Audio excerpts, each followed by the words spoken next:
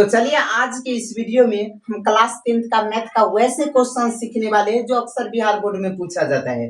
समझ में आ गया? तो यहाँ पर देखिए सबसे फर्स्ट क्वेश्चन लिखा हुआ है, एक अर्धवृत्ताकार खेत की परिमिति निकाले यदि इसका व्यास 14 सेमी है यानी सेंटीमीटर है। ठीक है, तो जैसे में मान लेते हैं ये एक वृत्त है। ठीक है, ये क्या है? एक वृत्त है। अगर यहाँ पर बीच में हम क्या दे देते हैं, केंद्र दे देते हैं और केंद्र से होते हुए दूसरे तरफ चले जाते हैं तो उसको बोलते हैं व्यास।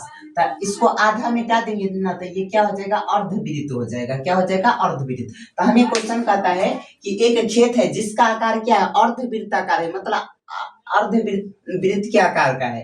ठीक है, तो क्वेश्चन कहता है एक अर्धवृत्ताकार खेत की परिमिति निकाले, मतलब इसका परिमिति निकालना है और इसका क्या दिया गया? इसका व्यास 14 सेंटीमीटर है। ठीक है, तो इसका व्यास जो है से कितना है?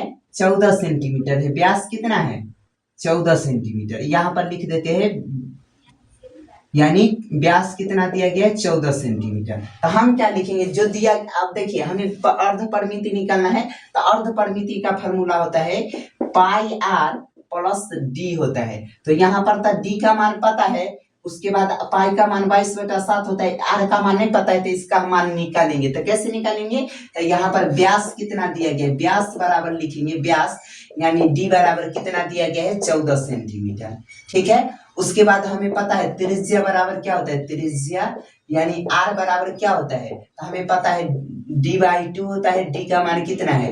14 सेंटीमीटर। अब बट्टा में 2, अब 2 से काटते हैं, 2 एकम 2 और 7 दूना 14, यानी कितना आ गया? 7 सेंटीमीटर। ठीक है, यही ना आ गया? देखिए तो आर का मान 7 सेंटीमीटर आ गया। तो अब हमें पता है, क्या पता है? यहाँ पर 14 है ना।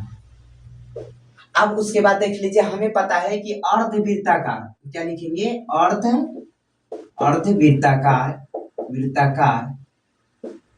अर्धवृत्ताकार खेत की परिमिति अर्धवृत्ताकार खेत की परिमिति बराबर क्या होता है? पाई आर प्लस डी होता है। पाई का मान कितना होता है? 22/7 होता है। आर का मान कितना होता है?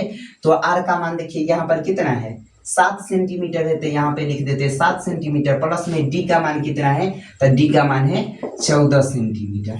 इसको काटते 7 एकम 7, 7 एकम 7 कट जाएगा। ठीक है, इसको हटा देते, एक देने से क्या फायदा है? ठीक है, अब देखिए 22 सेंटीमीटर अब प्लस कितना? 14 सेंटीमीटर है। अब 22 में 14 को जोड़ते हैं तो कितना हो जाएगा? 36। तो यहाँ पे हम क्या लिखेंगे? 36 सेंटीमीटर। यही क्या हो जाएगा? हमारा आंसर हो जाएगा। समझ में आ गया क्या?